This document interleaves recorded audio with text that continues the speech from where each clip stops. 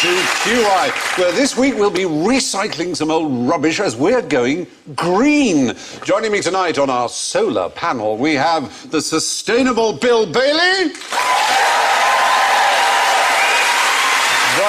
recyclable Danny Baker, the impossible Jeremy Clarkson,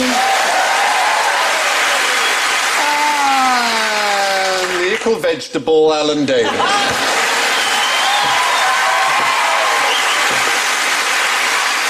And in the interests of reducing our carbon footprint, we've switched off the electric buzzers. We've given our panel, yes, a selection of fully renewable wind and calorie-powered woodland whistles to attract my attention. Bill goes...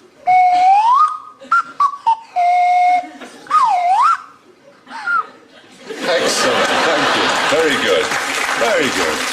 And Danny goes... Buttless.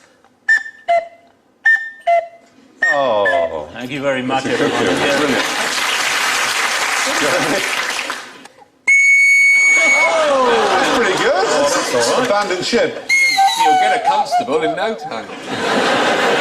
Yeah. And Alan goes... Of course. So stand by to offset your emissions as we venture into question one. Yes. Nice, easy starter. What colour was Frankenstein? Yes. Green. Oh! Frankenstein was a baron in a novel who was a scientist who made a monster. Yes, I know. Right. And the monster's name? The monster's name? The monster's actual name in the book. He does have a name. Go on, tell us. Adam. Adam, of course he's called Adam, because he's Adam. like the first man he's made. So, yes, what colour, obviously, was Frankenstein's monster? Oh, Yep. green. Purple.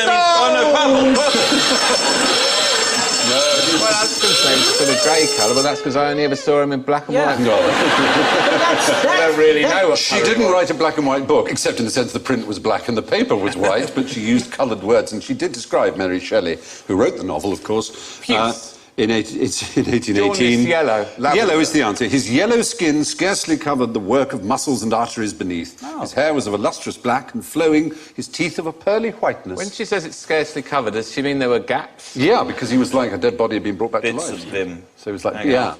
Like the mummy. You remember when the mummy gets, in the movie, gets... Bits come Yeah. off. Imhotep. Imhotep. Imhotep. Imhotep. Imhotep. So, yeah, yellow skin, apparently. Amazing. The novel, Mary Shelley's novel, sold how many copies do you think when it came out? 1,200. Million. No, just 500. It wasn't considered a success. One thing made it a success. A few years after it was published. Theatre. Oh. People realised it would make really exciting theatre. And T.P. Crook played the monster, made him famous. He's the Boris Karloff of his day. And over the next 4 years, 14 separate productions in London, Bristol and various other cities took place. And then the book just took off and it became so famous that by the time cinema was invented, of course, it was one of the earliest subjects for cinema. It suited it very well. And then when colour cinema came out, for some reason he got a bit green in the face. Around the gills. But when the Incredible Hulk was created, what colour was he? Yeah, you see... He was green when he was a Hulk. He was not originally. Wasn't he a purpley colour? No, he was grey, oddly enough.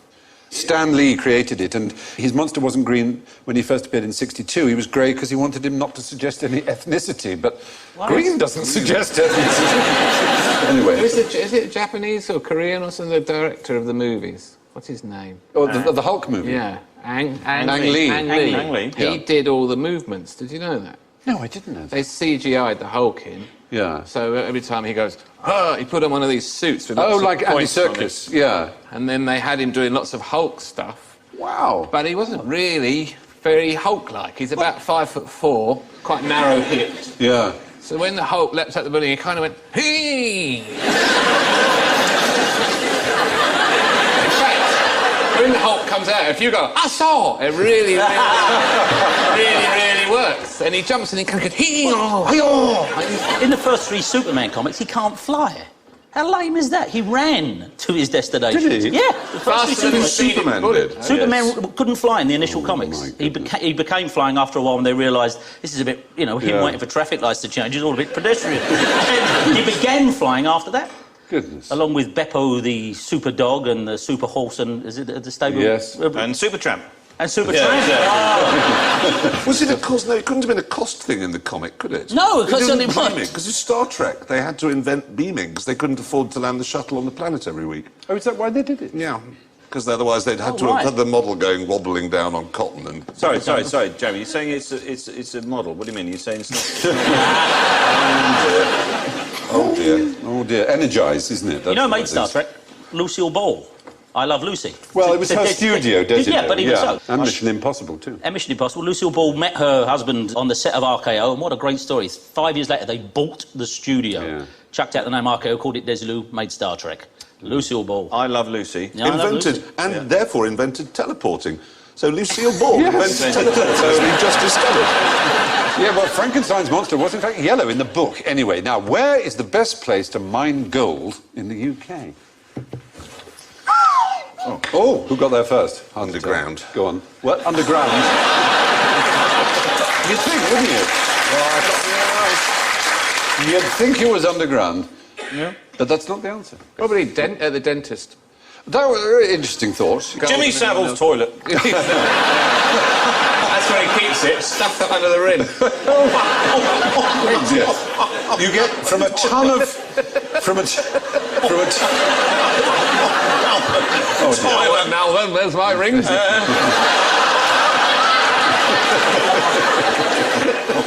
All his furniture's got drawers in it. Now,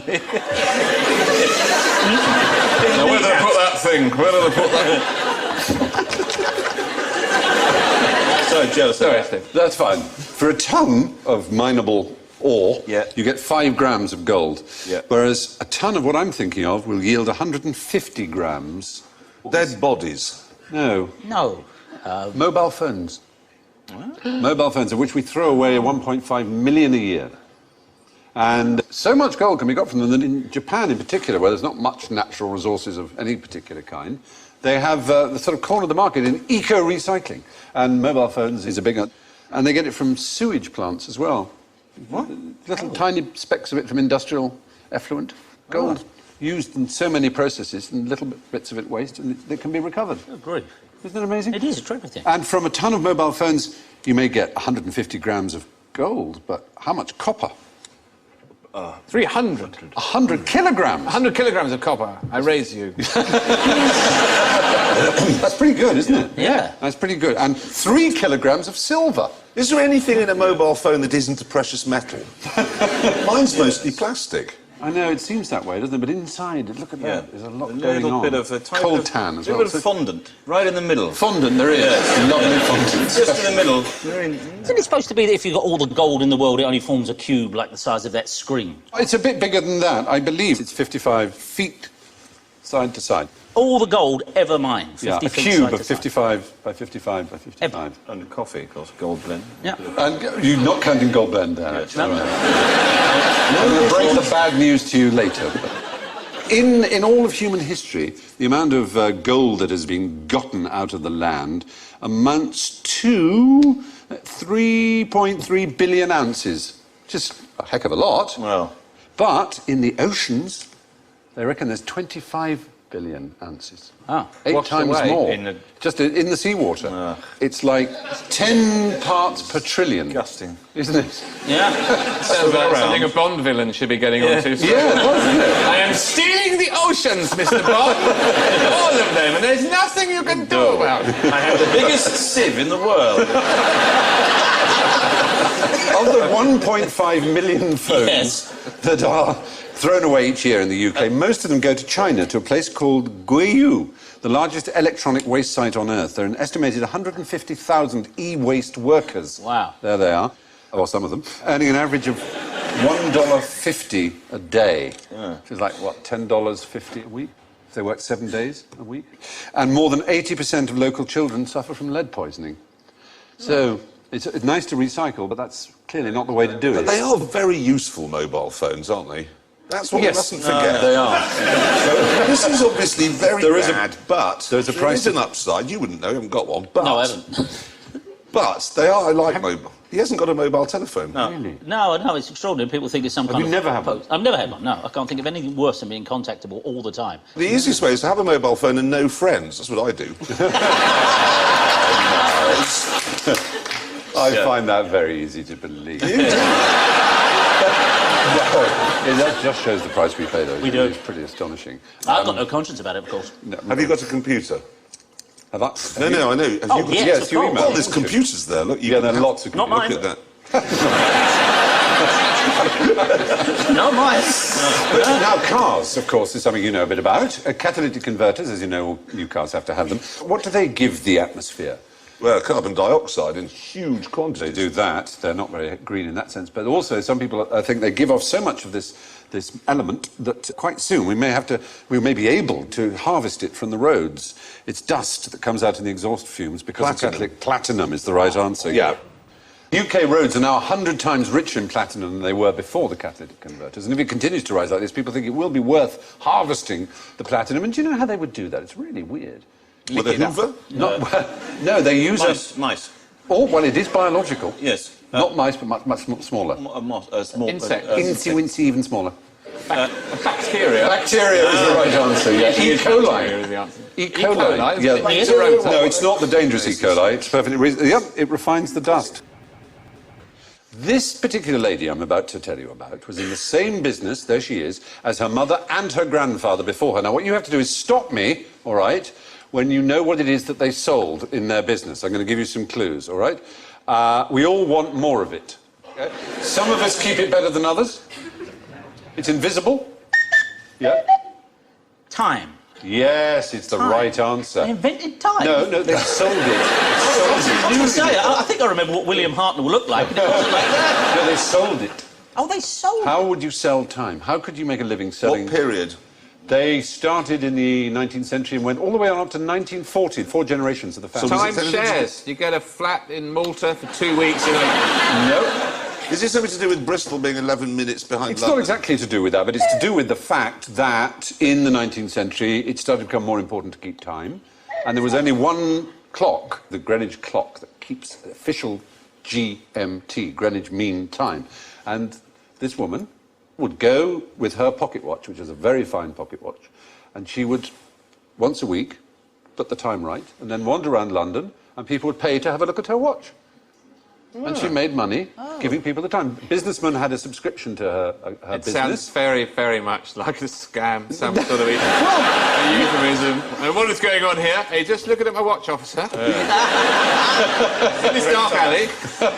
You'd think, wouldn't you? Stop her to look at her watch. Yeah, her name was Ruth Belville. A watch. It was a John Arnold pocket chronometer, number 485786. And they cornered the market in it from 1836 to 1940. There were only Over 3 of 100 them years. ever did it. So Well- one person at a time.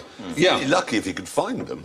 Well, that's the thing. I mean, people could buy an annual subscription, and I guess they would go around and visit them in the same way that a sandwich company goes around to a What, like to an a firm alarm and clock?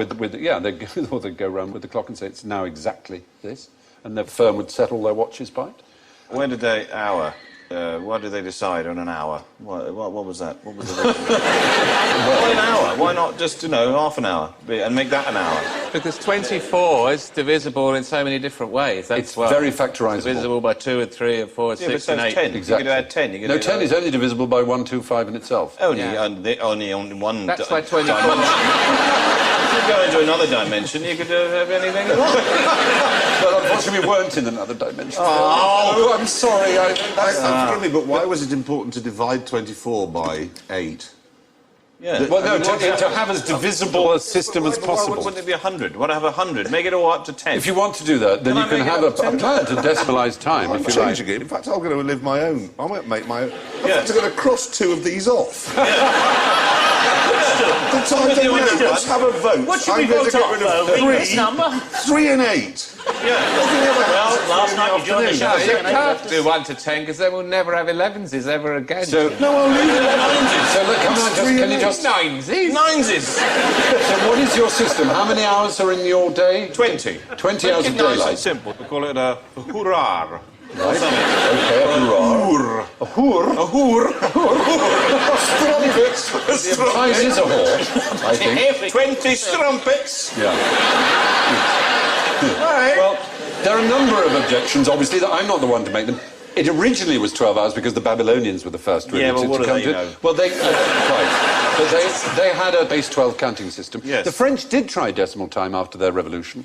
Did they? Yeah. Did they? Ah, do you see? Yeah, it didn't work. Why did it not I don't work? know. It maybe just didn't work because the rest of the world just cocked a snook at them and didn't like the Is idea. it not like Betamax and VHS? They all went with 24, but Maybe. the French should have gone with 20, and nobody... Well, the French... When has the French ever worried about what the rest of the world thought? Oh, absolutely. But we have 10 fingers Yeah. and 10 toes, and then you could count off the bits, the sections of time by each still one have of to your digits, tell couldn't the you? time. What time is it? About Times it. 1, 2, 3.5. 2 minutes past 4. What Yeah. would that be then?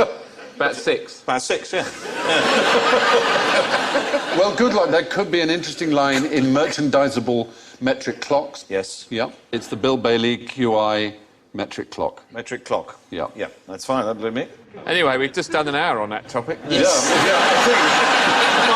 My new system. I think you'll find it's an hour and a bit. That can only mean one thing. Time to move on. Yes. The Belvilles gave people a good time by selling them a look at their watch, and the Belvilles never went to this place, but what time is it at the South Pole?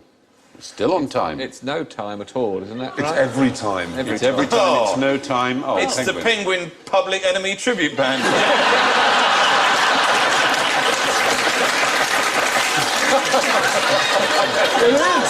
Yeah, because all the time zones, obviously, which are like that way, meet at the South Pole, don't they? Yes, they do. And it's not true about the compass. That's the most... You know, it's the magnetic North Pole. Well, you don't know, nobody knows quite where it is, but I wanted the compass to do that thing where it can't find south or anywhere, and it doesn't. Oh, how boring. Oh. Yeah. It is boring, that. Is there a red and white striped barber pole sticking out? No, there's nothing, nor a shaft of light. There's No? nothing. No, but I haven't been to the South Pole, so maybe it works South Pole's there. a lot chillier, of course, but it's always noon or always midnight, really. Yeah. And why do you have to have north, south, east, west? Oh, hello. Hello. Oh, he's drunk with power.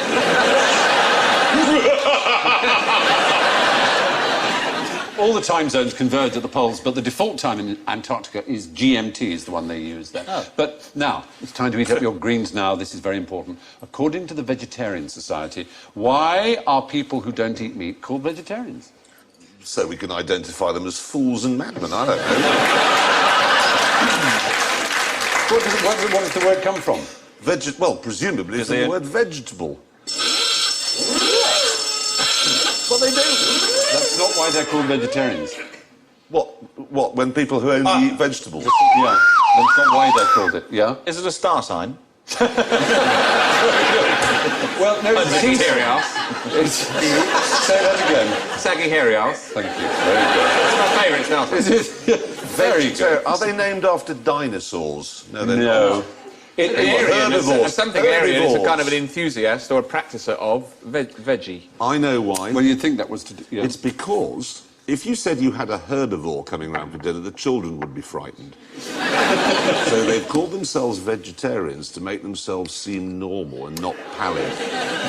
I know what you mean, but the surprising point, perhaps to most people, is that the original word from which vegetarian comes, in the opinion of the Vegetarian Society, is not the word vegetable. That's the point. It's Because nothing, vegetable is... it's nothing to do with vegetable. No, Right. we're talking about the root word, aren't we? The root word, oddly enough. Vegetalis. Yeah. It's really bizarre, I grant you. It is the word vegetus, which is nothing to do with vegetation, oddly enough. It's, it's a Latin word meaning whole, sound, fresh or lively. Of course, I don't call them vegetable. I have a totally different system of names.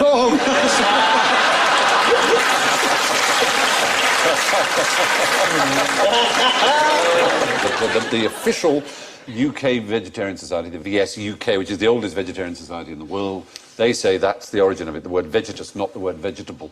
So name some famous vegetarians for me. Well, Hitler. Oh, dear. He wasn't a vegetarian. Everyone thinks he was. He wasn't. He is in my mind. Oh, right. Napoleon. He's their Not leader. Derby. I don't think so. My tortoise died the other day, and I honestly considered having its leg on some toast. Really? And I just thought, I don't know how it tastes like. Do you know? You obviously don't think like that. No. Yeah, I know.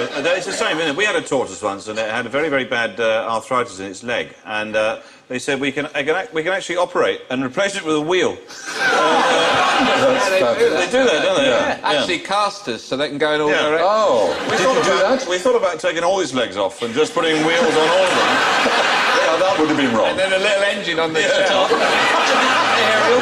Sending down the shops for a Oh, paper. yes, an aerial on a spring. Well, you could put Great some idea. peanuts on it. I bet you couldn't do that. I bet you someone would object if you think? motorised a tortoise. The RSPCA first. Because you can have lorries like... Political correctness gone mad, John. You can't even mutilate a tortoise I'm anymore. not suggesting you mutilate it. You know who would You object? had a tortoise. Vegetarians keep would its object. legs. wouldn't they? It could keep its legs. I'm thinking of some like a Bigfoot truck in America with big wheels that could be detached so that it could be a tortoise and run around and eat weeds. And then, Its legs and go then up. you could, when you wanted to go shopping, you could just send it off to the A shops. transformer tortoise. Yes. Yeah. And there's great big ones in the Galapagos Islands. Oh, they're They terrific. could bring quite big, substantial pieces of furniture back for you. Put wings on them and they could take off. They could, yeah. You could get those wheels. You Tortoise's just tongue. Anyway, that's good. Good talk. Mad, but good. And the Vegetarian Society claims that the word vegetarian comes from vegetas. Everyone else thinks it's because they eat vegetables. But why are vegans called vegans? Or vegans, if you prefer. From the planet Vegas? Ah, well, that's Vague. be the suggestion. Oh, okay. from the root vague. The Vague. vague.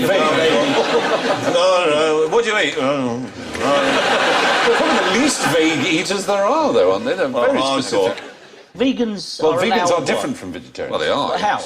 Well, vegans don't eat eggs or cheese or anything like that. Dairy. It's dairy, isn't it? And Or anything dairy. Anything from an animal, yeah. anything from. Oh, look at Peter Tatchell at the end there. There's the advert. I'm afraid he's not much of an... These isn't. are vegans. Can you recognise them? Yeah, Tom Bob York, innit? Marley. Tom York from... That's not Bob Pamela Marley. What are you Anderson. talking No, about? it's Benjamin Zephaniah, the Yes, poet. yes. Benjamin Zephaniah. And on the left, the pneumatic lady, Pamela Anderson. Pamela Anderson. She a yeah. vegan? She's I've got her a vegan right. or vegan, yes. And Peter Tatchell, yeah. Are they all vegans? Vegans, yeah. They're But not a healthy her looking breasts are bunch, made are they? of plant matter. Yeah. Well, otherwise you can't feed your It's children. stuffed with pulses and beans. How do you know that? Pulses. Well, they must be. She's a vegan. You possibly it can't be made out of leather, can they? I don't think they actually remove their own flesh from their body and replace it with plant material. I think they're allowed to have their own flesh. You could have a couple of cows' udders strapped on them. But anyway, how did the word arise? How did it arise? What's it from? What's its Is it origin? an anagram or something? Is it a mnemonic of some sort? Not a mnemonic? No. It's actually the first 3 letters of vegetarian and the last 2 of vegetarian. Because it's the beginning and end of vegetarian is vegan. If vegans knew that, they'd stop calling each other vegans. Well, Mark it's- Bolan did that, of course. His- With Bob Dylan's name. Yes. Mark yes, Bolan. indeed. Yep. Bob Dylan. Yeah. Just cut it up. Yeah. And he was a Yeah. vegetarian. Was he? Yes, he was. He took cocaine, but he was a vegetarian. Which comes from a vegetable. Yes, it does. Comes from a leaf, I suppose. and he's normal, so there.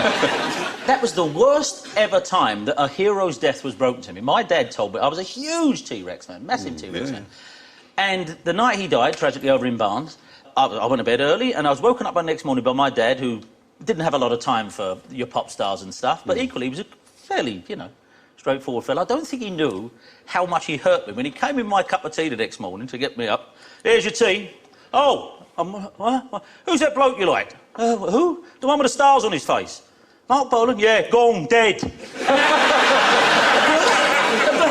That was how I heard That's awful, isn't of the it? passing of Mark Bolan. It's like how my neighbour broke the news of our cat dying to me. It was so insensitive. He was trying to be friendly, and he said, I think, he goes, your cat, one with the coloured collar? I went, yeah. He goes, oh, I think it's dead. I think it got hit by a car. I went, oh, well, why do you think that? And he goes, well, it's completely flat. All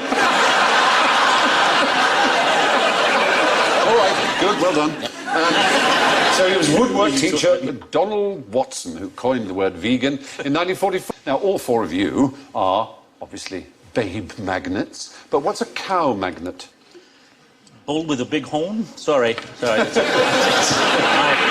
good. It's a gift. A hedge.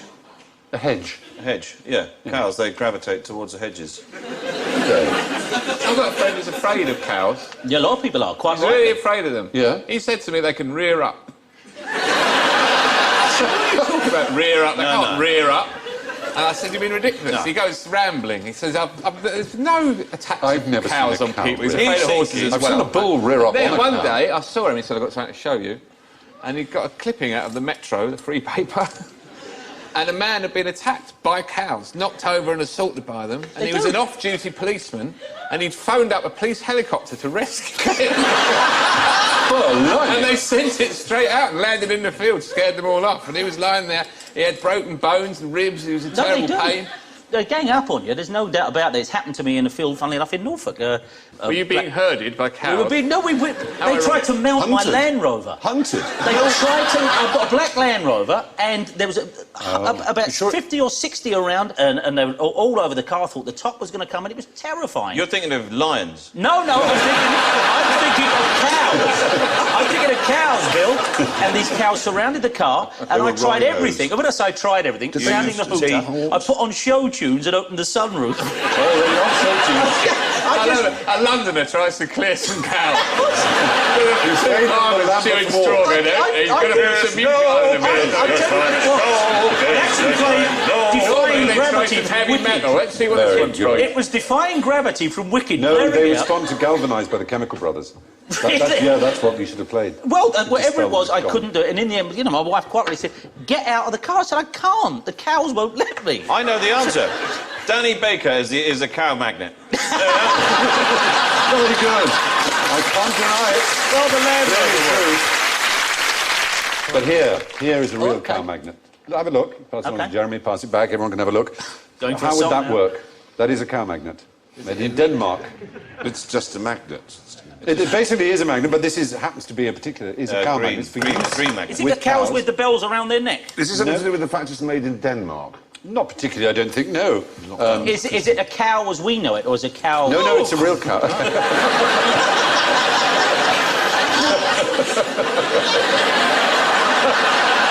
Bill, That was weird. we'll have to call you Buffalo Bill. Bovine Buffalo Bill. No, this goes inside the cow. This That goes in the cow. Yeah, not the way you're only thinking. one orifice, Not the surely. way you're thinking. Is it? Is it? When you want the cow to come to the milking shed, Yeah. if you just turn on the magnet in the milking shed and that's in it, Oh, it'll come. That's What brilliant. about the abattoir? Not the abattoir. No, it is simply that a cow in the course of its daily grazings will often pick up bits of metal in fields. There are things like the bits of wire in tyres that are used to weigh down the tarpaulins on the silage pits, bits of barbed wire, things like that. Gold. And they can cause inflammations in the stomach, bits of gold. And so a magnet is put into their stomach, and it attracts all the metal that they eat, and then eventually the gastric juices in their stomach will cause that metal to dissolve.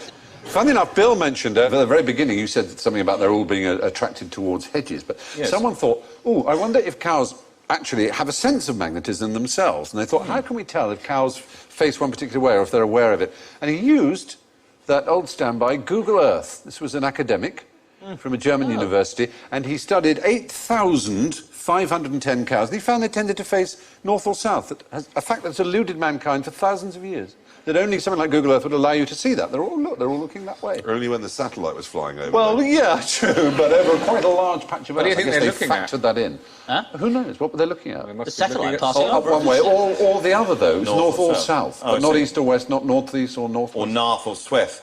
New ones. Yeah.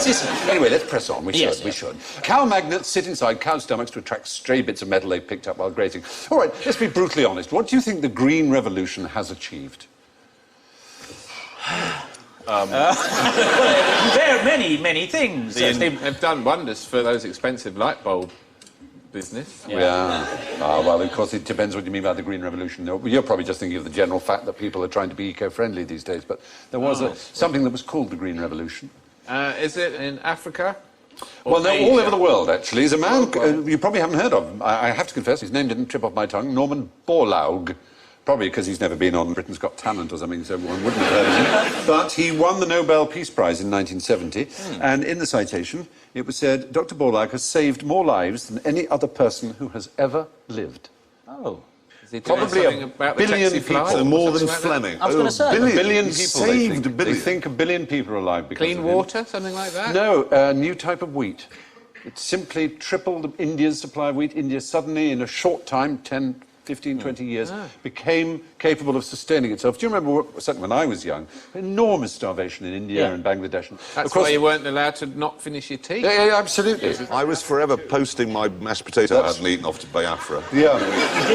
Well, it's because They the can parents have it would always when say Biafrans could eat that, and I'd think they're right, they're absolutely right, I don't want it, and I was only little, so I'd post it off. Yeah. So he invented a type of wheat which has saved a million lives, or means that a billion. billion people are still alive now that wouldn't otherwise... I think it's a billion people are alive who would otherwise not be, and is it a would have strange died of wheat? starvation. It's hardier and higher yielding, basically. What this achieved was christened the Green Revolution, and of course there are downsides. It's a monoculture, as you might say, this wheat. It's spread everywhere. Although enormous numbers of lives have been saved, it has been a big threat to biodiversity, obviously. And the reliance on pesticides and things is not all good. But it is pretty astonishing, isn't it? But how do you get wheat to mate? Pollination? So I've never... Yes, well, how does that happen? You turn down the lights? Well, it'd be... You asked the barley to leave the room. dim And the it lights gets in the its field? oats. Yeah. But anyway, Dr. Norman Borlaug is the father of the Green Revolution. May have saved as many as a billion lives, but has never been on Celebrity Big Brother, so we have no idea who he is. But from little green shoots to little green men, gentlemen. Imagine you've just received a signal from outer space. What's the first thing to do? Phone Sky News immediately so they can get a camera crew round No, where it was that's received. not the first No? thing to do. Don't tell anyone, keep it to yourself. There is SETI. Have you heard of SETI? Search Yes, for sir. extraterrestrial intelligence. Very good. Points for Bill. How do you think we found him? Indeed. SETI, Here's our finest example. You never will get a message from outer space, is that the answer? No. It's that Why, there is a... why shouldn't you phone Sky News and Well, tell I'll them to tell send you. a crew round? No, because there's a declaration of principles concerning activities following the detection of extraterrestrial intelligence that SETI have put out. First thing I said, check it's real. Important. Important. 2, tell all the signatories to the declaration and your national authorities. Not the press. Oh, right. You then tell astronomers online or via the Central Bureau of something or other, and then the discoverer, that's you, has the privilege of making the first public announcement. But that's the fourth step. Oh, OK. By the time I'm about to make the announcement, the authorities that I've previously contacted have put me in a dark basement somewhere under MI6 building for life. Probing they do, yeah. This So- gentleman's from America. But What exactly did you hear, sir? There are reply protocols as well. That's to say, if you get the message, how do you reply? No one should reply before checking with everyone else Hey. first, is the first word. You reply saying, fine, thanks. The United Nations should finally decide if we reply. We should reply on behalf of all humanity, not one country or corporation or company. OK. The message should be published before transmission. Plans should be put in place to create an institution to manage the conversation, as replies might be a long time in coming, centuries or millennia. And somebody recommends the alien contact Max Clifford. It's such a very, very long way to the nearest place that it's... Well, never- that's the point. It's You could spend really as long as you liked planning all this. There's no need to rush. yeah. Who's yeah, made really these rules anyway? SETI, the search for extraterrestrial. They've got plenty of time on their hands, let's be honest. What we know from cinema is that there's a kind of beardy techie guy sort of doing this in the place where there's the computer screen and the stuff, and he's like that, and he's usually got a takeaway coffee or a donut, and suddenly somebody goes, did that, and he goes like that, and he starts, oh my god, he goes like this, I got it, like that, and then the film starts, and And it's then like he gets up and whichever turns on his movie own it is. indoor golf set. Yeah, exactly. Blows the dust off his telephone and calls the authorities. Exactly, and he calls. Well, it's being a with the beardy? Nothing wrong with him being a beard. Take it Well, up. Take it up with Hollywood casting. It's Would the lovely that he's Americans beardy. call the Bangladeshis if they heard it there? Because that says, if Alan hears it when he's going shopping one day, he's got to call SETI in New Mexico. But I bet No, it says check it's real, tell the signatories to the declaration. Let's just assume for a moment Bangladesh is one of the six. I bet you any money the Americans wouldn't call up the Bangladeshis and say, we've just heard from outer space. They wouldn't. No, they deal with it all by themselves. You know. Why was Lord Hardwicke's Marriage Act so good for the Scottish tourist industry? Lord Howe. Something to do with kilts? Gretna Green? Something to do with Gretna Green. Japanese Green girls. is our word. Gretna Green, yes. Yeah. What's Gretna Green? Where's Gretna Green? It's just inside Where Scotland. you elope to get married. It's where people over elope the to. It's border just from over the England. border. Yeah. But the point is, up until 1753, in Britain, you didn't need your parents' permission to get married. There were only 3 conditions that had to be satisfied to get married. You couldn't already be married, obviously. The girl had to be 12 or over. The boy had to be 14 or over. They mustn't be brother and sister. And that was it. You didn't even have to have witnesses. Oh. You just get married. But after 1753, because of inheritance and various legal wrangles and things that happened because it was so hard to prove people were married, the Hardwicke Act came in. But it didn't apply in Scotland. So young couples would elope, and the nearest place on the main road to Edinburgh, on the border, was Gretna Green. And in Gretna Green, as in England before this, you didn't have to be a priest, you didn't have to be a mayor or anything like that. And these blacksmiths, they were called anvil marriages, anvil weddings, these blacksmiths would perform it, thousands of them. But 5,000 weddings a year are performed in Gretna Green still, so still people think it romantic or whatever to go Knock to. up a couple of rings while Gretna they're Green. doing it. It's not... Yeah. So, continuing our green theme now... Why are you wasting electricity? I'm sorry? Why do you have 2 screens on? Yeah. Why don't you true, turn actually. that one off? And then Bill could come and sit next to me Brilliant. on my knee, which is what I've been hoping would happen all night long. You on for that? Go on. Come on, Bill. What is it? Who are you now? Yeah, go on, move it up there. There we go. I'm still far away from him. Yeah. That's what always happens when you go to a restaurant and you want to sit next to someone, they end up at the other end of the table. You can gaze at him across. Yeah. I love you. Pass it on. I love poo. Pass it on. You do kung fu, pass it on. So 3 and 4 for going to a dance. Yeah. Very good. Excellent. Excellent work. Well, this is rather good. You're right, we're saving power. Yeah, that whole screen now is Exactly. dark. Very, very pleased. Good thought. And we could dim the and people lights say as well. that you're an enemy of environmentalism. Well, they don't understand. No idea. We could take this further. You people at home, turn off your sets. All right. OK, let's have a musical clue for this next question. Bridge on the River Kwai. Yes, Colonel Bogey's March. Why, the question is, why did Colonel Bogey go 1 over par in 1925? Well, a bogey is 1 over par. Well, In- that's in golf. The extraordinary thing was, in Britain, when you played golf, the way you set your par was you imagined a perfect player that you were playing against who got an exactly perfect score without sort of dropping any shots. Can I have and he Sidney was Crawford? called Mr. Bogey. So that meant par, not 1 over par, it meant par, bizarrely. And in the United Services Golf Club, they thought we can't have a Mr. Bogey that you play against, so they called him Colonel Bogey. So you imagined you were playing against Colonel Bogey. So you say, well, Colonel Bogey gets 4 on this particular hole, and I got 5, so you're 1 over. But if you got 4 as well, that was bogey, it was par. But America, which had newer courses, because they'd only taken to the game more lately, they used the word par, and when they played on British ones, they found ours were easier, as it were, so that if they made a British one, it was 1 over was bogey. It's kind of Easier here? complicated. Yeah. I literally have no idea what you're No, don't worry about it. I know it sounds complicated. In America, they played it on large courses, 18 holes. Over here, you had to get it past the windmill. You had to get it... But essentially, bogey meant par until we joined in with the Americans in 1925, and then we agreed to use bogey to mean 1 over. That's all. All of which brings us rolling off the green and into the bunker of general ignorance. So have you got your instruments still? All of you on my left? You're on a tropical beach, OK? You've got a screwdriver in one hand, rusty nail in the other, and a cloud of huge male mosquitoes descends on you. What are they after? Yes, Bill. Your drinks, I was going to say. Sugar. Sugar? They're not after anything. Only females bite you. Yeah, that is true. That's That is true. a fact. That is correct. So they're not after your blood, is right. They're after the They're sugar after in the... the orange juice. Orange juice. In the screwdriver. Yes. Points! Yes. Orange juice is... The males sip juice, they don't use blood at all. No, right. The blood is only for the female when they're in egg. It helps their eggs develop. Yeah, female mosquitoes actually are attracted by moisture, lactic acid, carbon dioxide, body heat and movement. But the cocktails, what's a Manhattan? Red Bull and eggnog. Oh, dear God.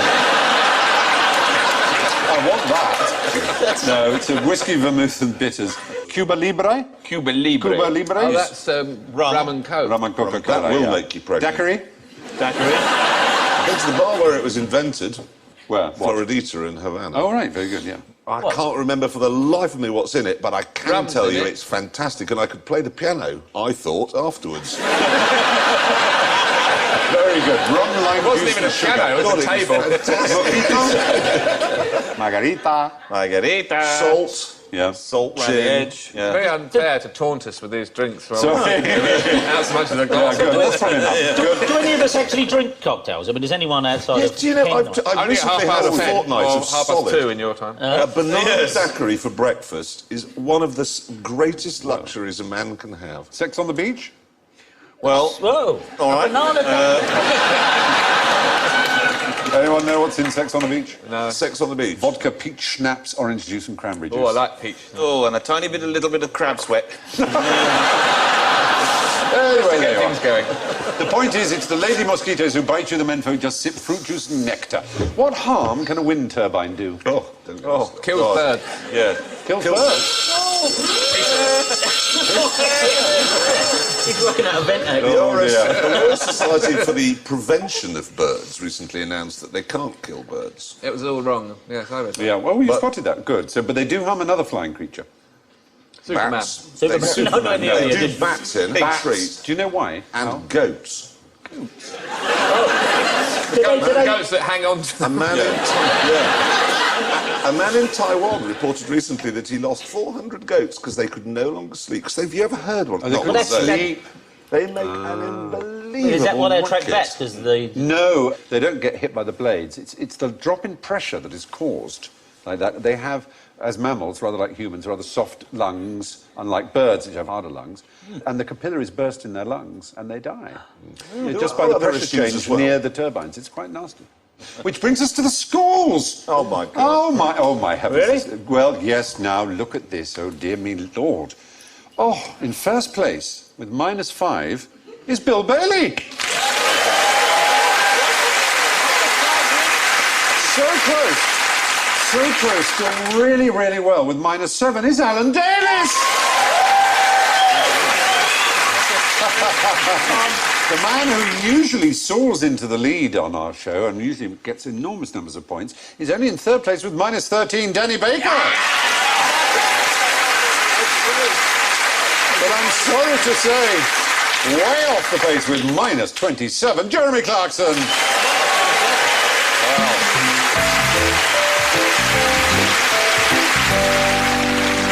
That's all from this edition of EcoQI, a special one-screen edition for your pleasure and entertainment. So it's good night from Danny, Jeremy, Bill, Alan and me. I leave you with this thought from an American comedian called A. Whitney Brown. I'm not a vegetarian because I love animals, he said. I'm a vegetarian because I hate plants. Good night.